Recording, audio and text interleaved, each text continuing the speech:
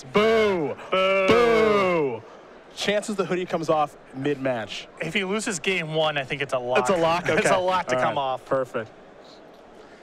So Boswell here playing, this deck is kind of set in stone at this point. 18 lands, 8 fetches, 6 dual lands, 4 wastelands, 12 threats, and Delver Secrets, Nimble Mongoose, Tarmogoyf, Brainstorm, Ponder, Force of Will, Daze, Gitaxian Probe, Stifle, Lightning Bolt. There's 2 flex slots. Sometimes you see Spell Pierce, sometimes you see Dismember.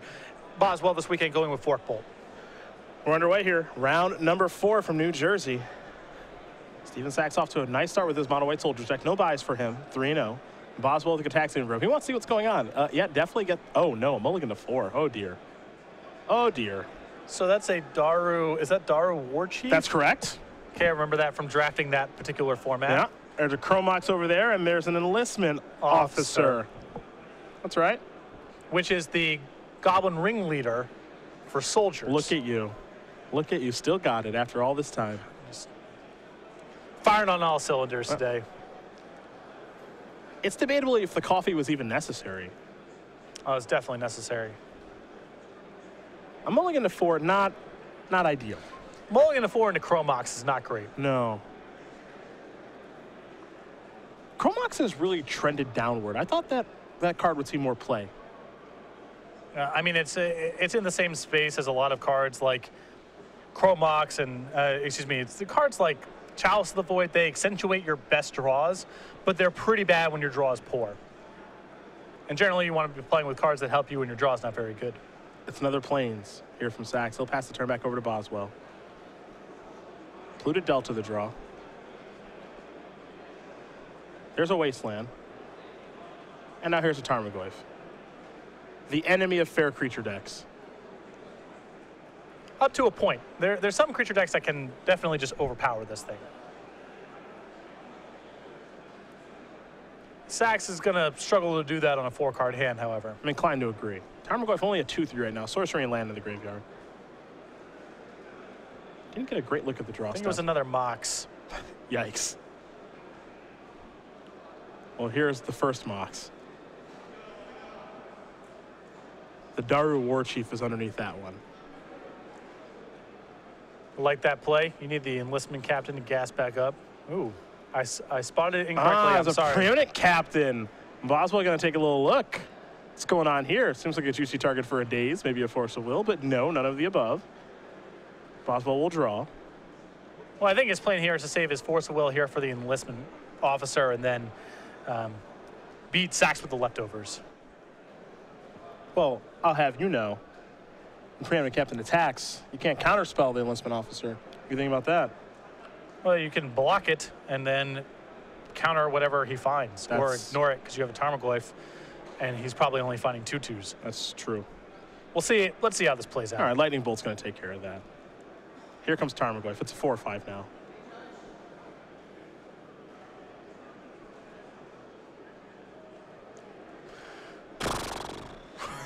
Disappointment.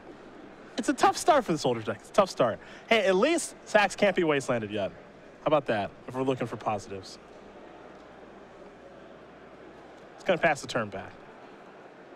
Boswell going to draw. A Daze.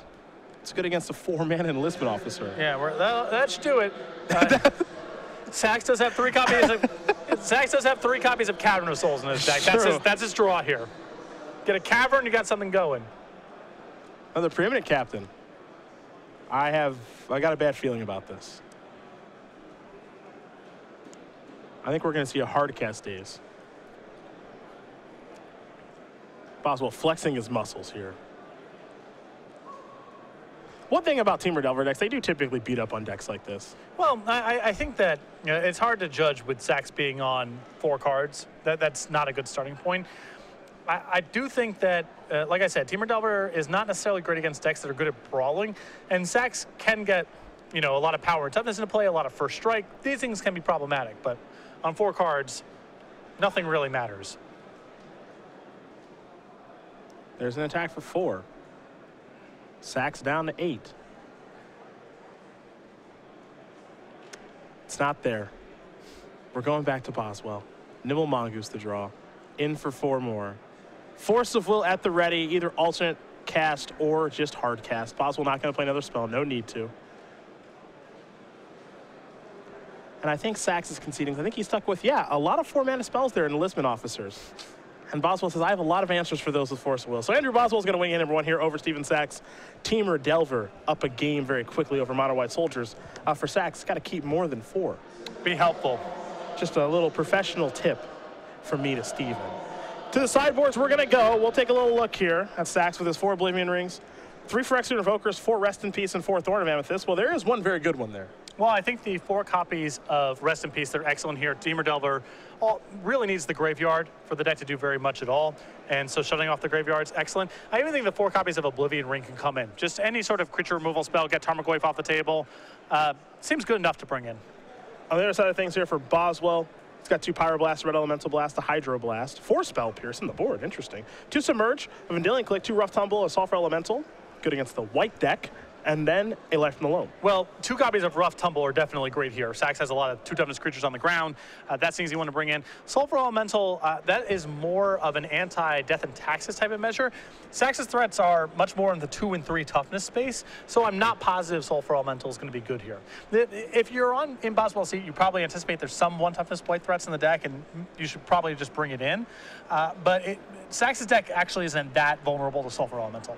I think Boswell trying to appease you here. The Spell Piercers in the sideboard, probes in the main deck, 4 of them.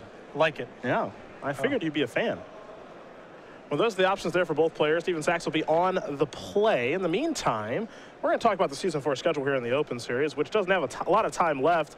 Grand Prix Atlanta was won by Tom Martell. We do remember that one. New Jersey here. We'll find out soon enough. And the next weekend, we're going to Denver. Yeah, it's the last Open Series event of the year in Denver, which will be standard after that. Season 4 Invitational, Las Vegas, Nevada. Standard and Modern as the Invitational formats with a 2-day $20,000 standard Open Series event. And a week after that, Players Championship, Roanoke, Virginia, Star City Games headquarters, December 19th and the 20th to close out the year. Now, Denver is the last weekend that you can't get the Hop and Rabbit Master. This season has gone by pretty quickly here, so this is our free limited edition playmat. Pretty simple to get. You sign up, you get one. Except now, it's only Denver. Yeah. If you want to get your hands on this playmat, don't want to engage the secondary market, if you're not here in New Jersey this weekend, got to go to Denver, last chance to get it. But it is free. Yeah. Just got to sign up for the main event. We don't limit it to the first X people who show up. You don't get it after the fact, nothing like that. Get it when you sign up, but Denver's your last chance. Now, of course, next year, or Season 1, we'll have a brand new playmat for you guys. It'll be the old Kitchen Lynx. Get it? I do. See, instead of Finks, it's Lynx because it's a cat. Lynx, secretly one of my favorite words. Like L-Y-N-X. Yeah. I don't even know why. There are just some words that I like in English language that are really cool. I like the word Electro. Just a horrible Spider-Man villain. Yes, Max Dillon, I believe. Portrayed horrifically by Jamie Foxx in the movie. An electrician. Yes. Who, I guess, got zapped on the power line. I believe he made his debut, Amazing Spider-Man number 9, I want to say. This is very impressive if that's all correct. I love electricity, like super villains. Or I suppose could be a superhero. A lot of, you can tell that the 1960s, what was on people's minds a lot was Cold War related stuff and nuclear accidents or things related to nuclear accidents. A lot of Spider-Man's early villains are kind of in that space. There was some accidents. Sandman was on a beach when a nuclear bomb went off. Spider-Man bit by a radioactive spider. Max Dillon, electrician working on a line, got zapped. Phobias over technology, over nuclear energy, and over war. Makes a lot of sense. 1960s, a lot of that kind of stuff going on in the U.S. So how do you explain Doc Ock? He's a mad scientist. Oh, true. Okay, hold on. I'm going to poke some holes in this theory. The Scorpion? Science experiment. He got his suit grafted onto him. Okay, got it. You really got to go. The first one you can go to that's not really related to this at all, I think you got to go to the Kingpin. He's the first Spider-Man villain that's just, he's into organized crime. That's it. Okay. All right, man, your Spider-Man knowledge, very impressive. Pretty big fan. I like Spider-Man a pretty healthy amount. I have Amazing Spider-Man number 1. This is like a thing for me. This is a thing. Do you have Captain of the Watch and printed on Chromox? No, I don't. Nor do I want one. But here we are. Here's an ancient tomb. Turn 1. Suppression field. Oh, that's actually good. This could be really good. Yeah, this actually be really good. Depending on what Boswell's hand is like, this could be very good. His hand's 3 fetch lands. That's the whammy. That is the whammy. Draw a card, ponder. All right, going to game 3. Yeah, Good stuff. Good stuff. Good set of games so far. activated abilities cost 2 more to play unless they're mana abilities. And the sacrificing a fetch land's not a mana ability. Right. Same reason you can stifle it. Yeah. Ancient Tomb going to tap for some more mana. Show me a permanent captain. Okay, that sort of counts. Ballyrush Banneret. Creature type Kithkin, by the way. All right. For those of you guys who don't know at home. And Boswell's hand was great here. He had cantrips, rough tumble, all you could really ask for. And he needs to draw 2 lands to be able to break out. To be able to do anything. Yeah. And he's only got 10 lands in his deck that make mana. Yep. Good old Ballyrush. Look at that Kithkin soldier. Carrying a flag, giving beatdowns for 2, bunch of flavor text no one cares about. Jackal herds in the flavor text. There's 1,000. This game is over. Costs 1 less. Doesn't even have to tap the Ancient Nope. Tomb. Over to the Boz. He could have done this just as easily with turn 1 Blood Moon, but this is way more fun. This is way better. This is Blood Moon way is better. lame. Yeah, anyone can win that way. Ah, another fetch. Nice. Nice. Sachs will draw. Another suppression field. That is the lock. Throw away the key. That's literally it. And Boswell needs to draw 4 mana-producing lands before he can get any mana going. It's asking a lot. In for 4. And I believe Sachs can cast it through the Thalia because he's got 3 mana available. Yep. Special fields cost 2. Lock them up. What do we got? Oh, enlistment officer. Take a little look. -1 mana because of the ballyhoo, whatever. That's Ballyrush. Ballyrush. Banneret.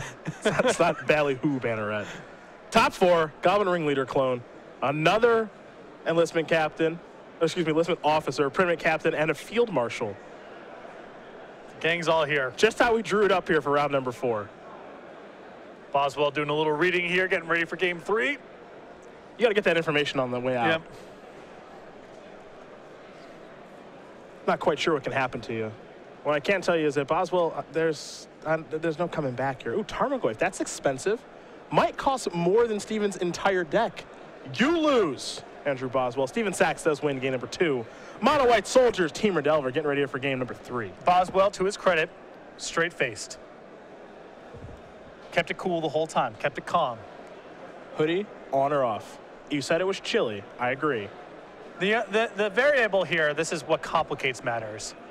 It's the hat. With no hat, I think it's a no-brainer to take the hoodie off. But you have to either take your hat off first or try to get your hoodie off. Over the hat, both of these not ideal. It's a lot of work. Yeah. There's not even a move towards hoodie at this point. Yeah.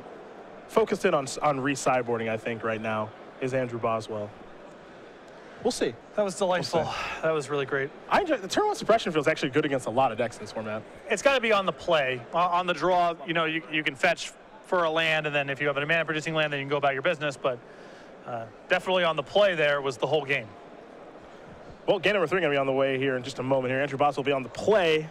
But right now, we're going to talk about the innovator, the Hall of Famer, the Pro Tour champion, the 2-time world's runner-up competitor. That's Patrick Chapin and his Next Level library. Yeah, we got 2 books available for you. Next Level Magic with a focus on playing the game better, and Next Level Deck Building, a focus on building better decks.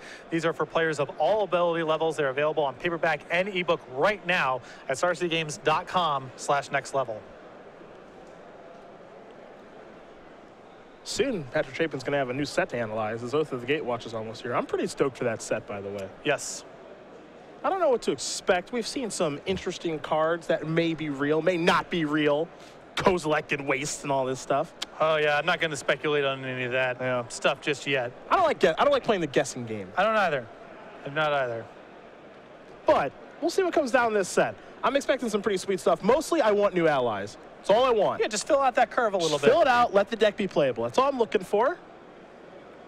There might be some other cool stuff. I don't know, a cool Planeswalker or 2. Who knows? Almost certainly there'll be a cool Planeswalker or 2. Another big Eldrazi, I'm sure, coming down the pipeline. Well, we can't have Emrakul and Kozilek just not be here. That would be weird. I don't know the lore, but I think those 2 monsters are still alive. There's an expectation from the players, I think, for all three of these Eldrazi to be in the sets. Yeah. I think there's an expectation. Apparently, Kozilek is awaiting to be awoken. It looks like Ob Nixilis has awoken him. So is Ob Nixilis a good guy or a bad guy? It's a demon. Seems like a bad guy. Probably, yeah, probably a bad guy. Just shows up and murders creatures. It seems bad. I'm not the lore guy. So. Seems like not great. Tropical Island, Nimble Mongoose. Both players going to keep 7 here. I don't know. People jump sides, right?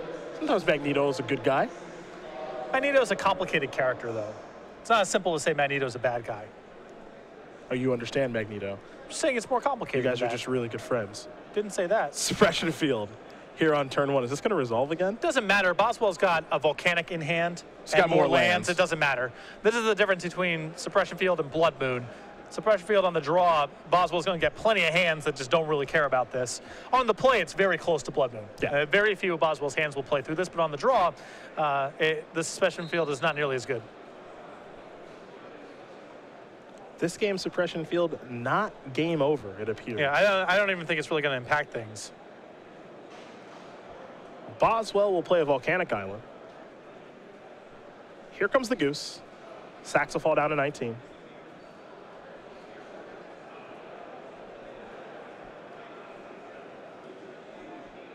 And Boswell just passed the turn back. I like the read written on the Volcanic there. I'm assuming double-sleeved and borrowed. Probably, that's probably it. Or he just wrote Reed's name just right on top of Volcanic Island. Reed, of course, referring to Reed Duke, the Sugarloaf native, much like Andrew Boswell. There is the Ballyrush Banneret yet again. Creature type, Kifkin. And Soldier. Might have a lightning bolt on the way. Bzz. Seems like a no-brainer here with Sachs missing a land drop. Sachs' deck doesn't have a lot of land. It only has 18. Yeah. Really skimping. 4 Ancient Tombs. Yeah. And then the Chrome Moxes. He does have 4 Chrome Mox. Here's a Wooded Foothills from Boswell. Just going to attack for 1, pass the turn back.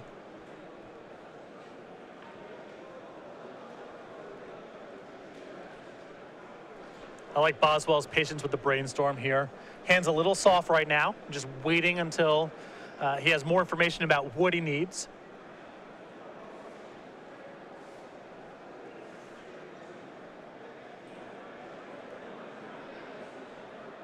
Another Ballyrush Banneret.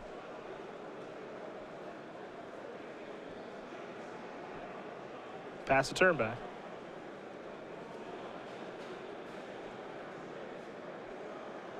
Wasteland the draw. I think we're going to see I think now we are going to see the Brainstorm. Boswell's hand really doesn't do anything. It's a lot of lands.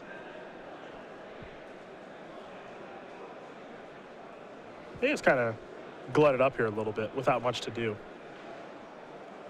So it looks like it is going to be time for Brainstorm. Part of the issue here is if he wants to Brainstorm and fetch, which I assume he does, that's kind of his whole turn because of the field. So he's got to wait until he has more lands in play to be able to finagle everything.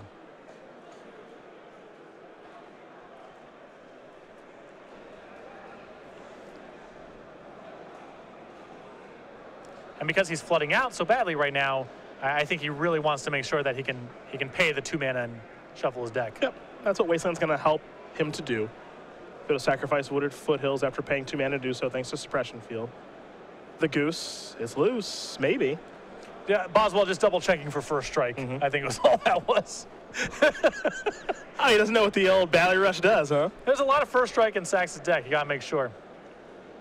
Boswell going to sacrifice the Wooded Foothills now. I think we might have a Tropical Island on the way and another Nimble Mongoose coming. But Boswell's hand is not great. No, not really. Not very good here. Not too much going on. And Sachs is going to start firing in some reasonable threats here. And like I said, Sachs' deck is probably pretty good at gumming up the works here. A lot of first strike and so forth. And if Boswell can't follow up with a lot of creature removal or far on the Tarmogoyf, this could be problematic. His hand's just lands in a stifle. Yeah, besides the Mongoose. It kind of stinks. Boswell going to pass the turn back. Yeah, I think he wants to be able to stifle Maybe a Chrome Mox or something? Or the 4-drop, the enlistment officer. Ah, yes. It just rolls off the tongue. The old enlistment officer. There's some nice 4s in this deck. I think the least celebrated of that cycle. What, is there a Merfolk one? No, I think there was only 3 in Apocalypse. Okay. There was only Sylvan Messenger, Goblin Leader, and Enlistment Officer. Yeah, I'm almost positive there's not a black one. I don't think there's one for zombies. No, I don't think so. And then there's not one for mist forms. Aha, that's what it would be, right? I believe so. Field Marshal. The old Field Marshal looking to help out the Battle Rush.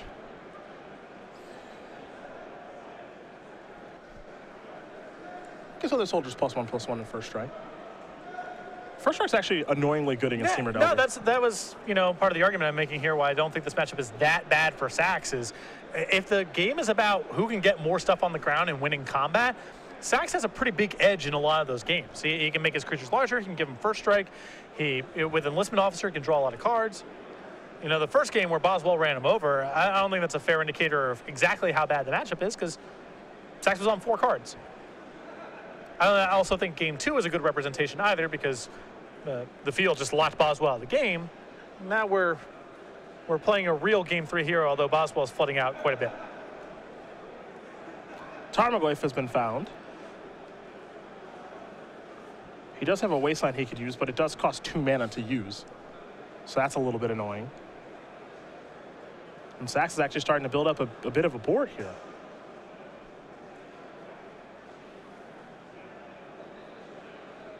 There's Tarmogoyf. Here's Himmel Mongoose. And only 3 cards in the graveyard, so no real good attacks to be had here for Boswell. What Boswell can do, though, if he can just slow the game down and gum up the works, he is drawing to 2 copies of Rough Tumble. Yep. And there's a plan there. The problem is if Sachs finds enough, Field Marshal type of cards, Rough Tumble won't work anymore. Chrome Mox was the draw. Yeah, we might see Boswell with the Stifle in his hand have some interest in stifling the imprint trigger on Chrome Mox. I don't think that Boswell can play that sort of game because Boswell's not going to be in a position to attack probably for quite a while unless he happens to draw Rough Tumble. I would rather fight over things like Enlistment Officer, let the board kind of gum up, and hopefully Rough Tumble comes at some point and wipes away Sachs' board. But I don't think you can play a tempo game at this point. I mean, Boswell's got nowhere to go. Let's see what this is going to be. Oblivion Ring. You want to stifle that?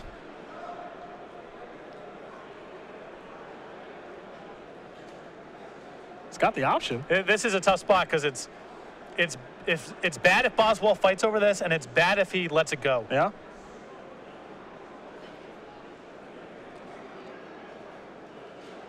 Yeah, he's going to stifle the Oblivion Ring trigger. When it enters the battlefield, exile another target non-land permanent. That goes in the stack, of course. There used to be some interesting stack tricks with Oblivion Ring. So the ring's just it's going to be on the battlefield, but it doesn't get to actually exile anything. That's why you see Sachs kind of move it off to the side there. Weird little game here. Yeah, this is an odd one. Boswell feels a bit behind right now, but is drawing to Rough Tumble. And all of his red removal is good. And just drew a copy of Forked Bolt. Forked Bolt's excellent here. Yep. Take care of the Field Marshal. You can Wasteland the Caracas away, then he's pinned on mana, you're approaching Threshold, and as long as you can keep the Lords in check, then Rough Tumble is a great draw for Boswell whenever he finds it. By the looks of things, Sachs is not going to be in a position himself to attack for quite a while.